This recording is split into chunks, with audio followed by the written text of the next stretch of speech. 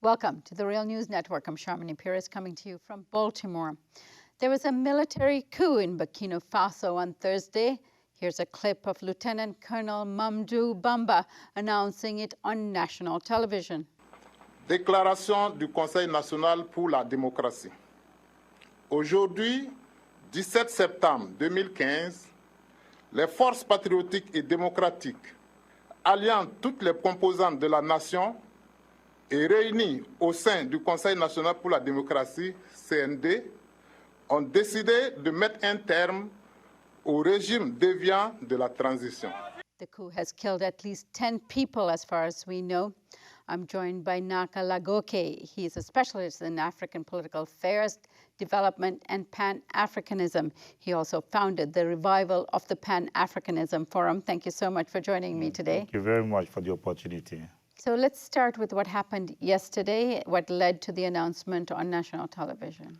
Yesterday, we heard that there was a mutiny in Burkina Faso, that the presidential guard of Burkina Faso, which was a particular force created by Blaise Compaoré and loyal to him, and whose leader was Gilbert Diendéré, decided to take as hostage the president of the country, and also took hostage the Prime Minister Zida, who is the military guy, who, by the way, was a member of the same presidential guard. So this is what we knew since yesterday. So let's just go back a bit. Now, Compaoré was ousted last year in a basically revolt by the people asking him to leave, so he was forced to resign. Now, take us back to that day and what has happened over the last year. I will be brief. Compaoré was taken out of power on October 31st, 2014, by a popular uprising. More than 1 million of people in Burkina, Banfora, Ouagadougou, and different cities in Burkina Faso, because he wanted to change the constitution to indefinitely be in power in Burkina Faso. So the people of Burkina Faso took to the street and they said, no, enough was enough. Blaise Compaoré now is in Ivory Coast, and then is sheltered by Alassane Ouattara, that he helped become the president of the country. And so since the transition in Burkina Faso has been trying to put together new rules and a new process by which the people of Burkina Faso can come together and define and write a new charter for a new democratic Burkina Faso. And we know that Blaise Compaoré and Gilbert Diendéré and the Presidential Guard, they have tried several times, to oppose and derail the process.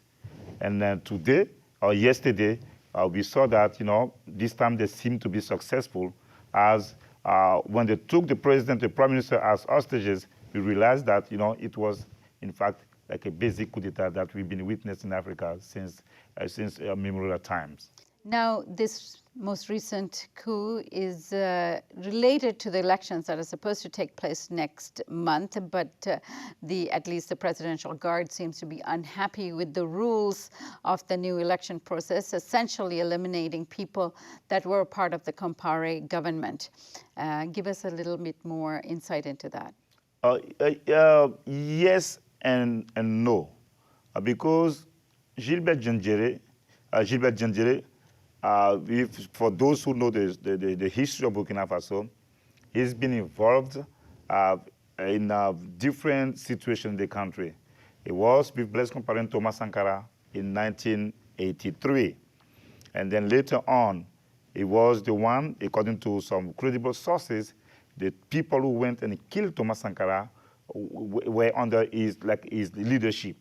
And then since that time, he's been like a loyal servant of Blaise Compaoré for more than 27 years. So when the Jean-Christian Compaoré, people, the leaders of the CDP, Blaise Compaoré's party, when they left, or let's say in January 2014, we knew that Diendéré was seen as the one, to be the successor of Blaise Compaoré. And there was also some rumors that Blaise Compaoré's brother wanted also to become the successor of Blaise Compaoré. So people were fighting for power. Now, even if everything was supposed to go right, we know that Gendere was going to do everything possible to derail because he's fighting for his own survival and because he believes that he can be the rightful president of Burkina Faso after he served, Thomas Sankara and Blaise Compaoré. That's a reality people need to see.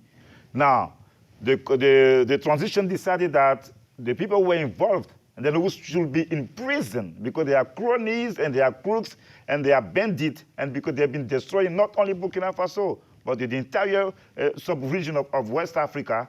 The people of Burkina Faso, there are some who thought that they should be in prison. And there are, in the name of the spirit of reconciliation, they decided not to prosecute them. And I believe that was a mistake. And then today, they're coming back, that after every revolution, there is a counter-revolution. So this is what we're seeing today in the case of Burkina Faso.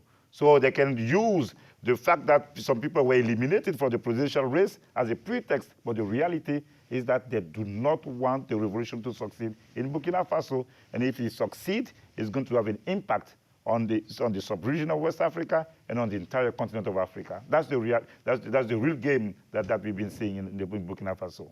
Now, the objective here is democratic rule. However, we have a military rule and has been more or less, even in the transitional format, the military has played a critical role. Now, they're the ones that have now organized this coup.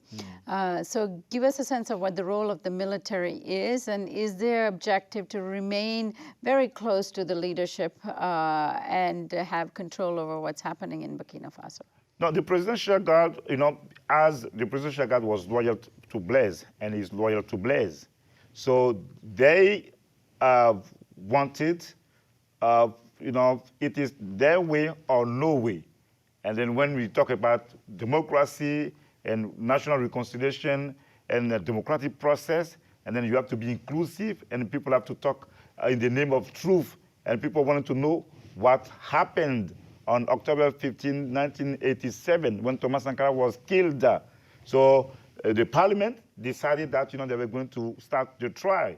And the parliament decided that they were going to prosecute Blaise Compaoré. And the parliament decided that they were going to